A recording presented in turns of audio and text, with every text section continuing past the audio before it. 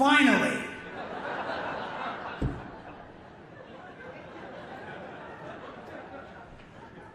I emceed here 2 years ago, and I said I wanted an award, and I finally got one. So thank you, all deaf, for listening. In spite of your better judgments. I know there's a lot of lawyers out there. Thank you. Keep it down.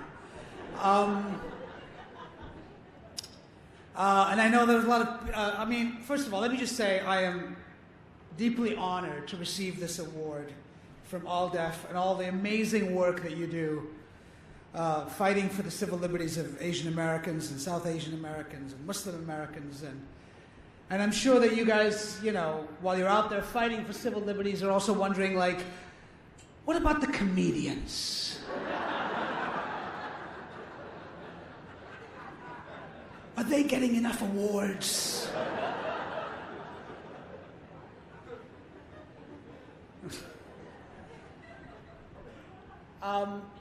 I have the strangest job on television. I'm a fake news correspondent. And look, I started at The Daily Show back in 2006.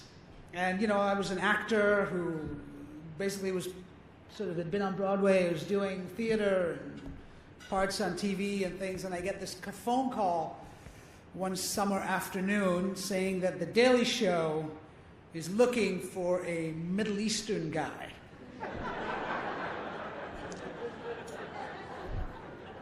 And I thought to myself, well, I know what this is. This is either the most elaborately staged Homeland Security sting operation that I have ever heard of, or I am going to spend the rest of the day wearing a fake beard screaming "Death to America,"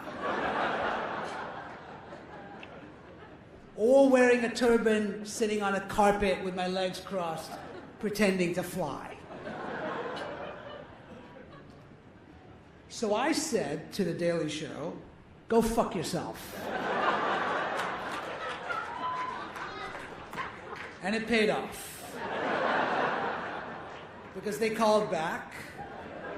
They said, no, we're looking for a correspondent. So I went down there, I auditioned with Mr. Jon Stewart, you may have heard of him. John asked me, have you ever performed in front of a live audience before? I said, dude, I've been on Broadway, relax. I was a little snooty about the whole thing, I'd been doing Chekhov and Ibsen. The last place I expected to be was The Daily Show. But I took the job because I'm an actor and I needed the money. So I take this job at The Daily Show, and now I'm reporting on things. Because, let's face it, I was not a news junkie. I got my news from The Daily Show.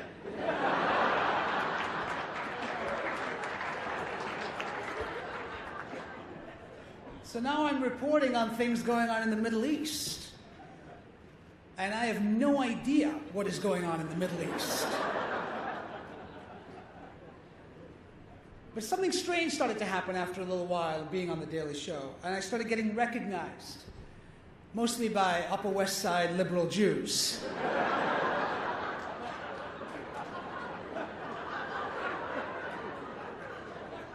But then something even more disturbing and strange started to happen.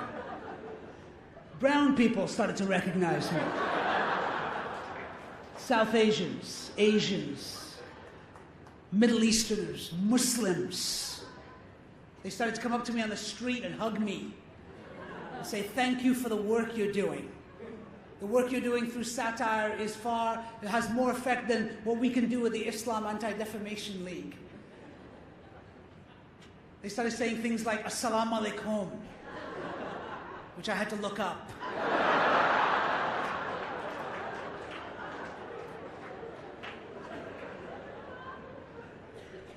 Doesn't mean death to America. That's what I didn't know.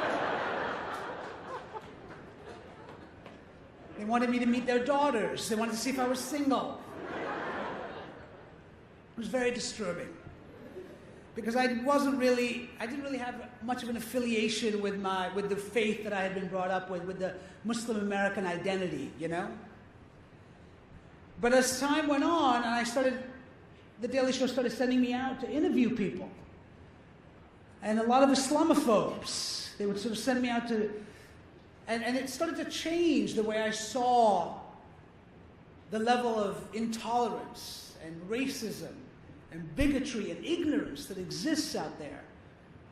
The stuff that Aldef is dealing with all the time in a real way. You know, I went to Murfreesboro, Tennessee, and I spoke to a woman who told me that she was protesting the building of a mosque down there. She said that 1 in 5 Muslims was a terrorist, and that I should do the math. So being Indian, I did.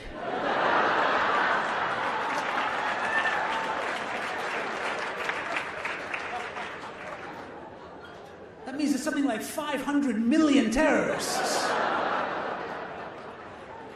And I thought, well, if that's the case, what the hell is taking us so long? We should have this thing wrapped up by Tuesday.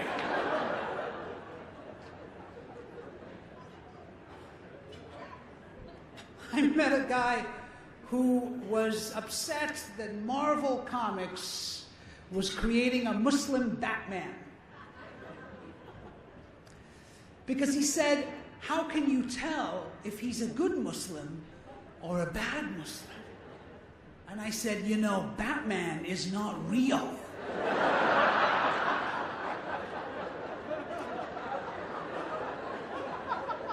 He's made up. It's a fictional world. To which he replied, yes, and there are no Muslims in that world. We did a parody on the show based on something that Katie Couric said about how the Cosby Show had cured America of racism, which we all know is true. And so we thought, wouldn't it be fun to make a Muslim Cosby Show? So we created a show called The Cosby Show. Q-U-O-S-B-Y.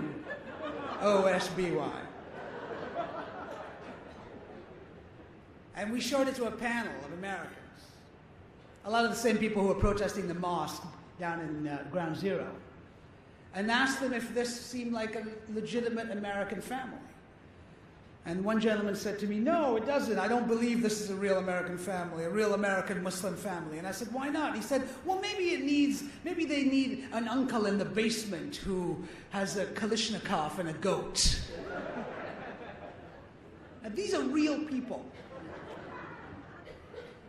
So something started happening to me as I started interviewing these people, and I started the Daily Show kind of began to radicalize me. The Daily Show became my madrasa of irony, mostly run by Ivy League educated Jews.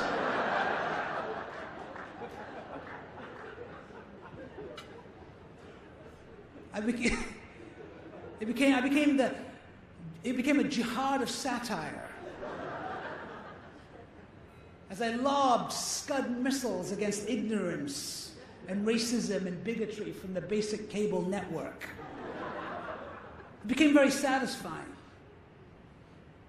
So, what I'm trying to say is that what Aldef does in a very real way, I get to do in a small way on television by, making funny faces and doing pratfalls and talking to people out there in the world and interviewing them and pointing out the bullshit, because there's a lot of bullshit out there. And that's what we do best, I think.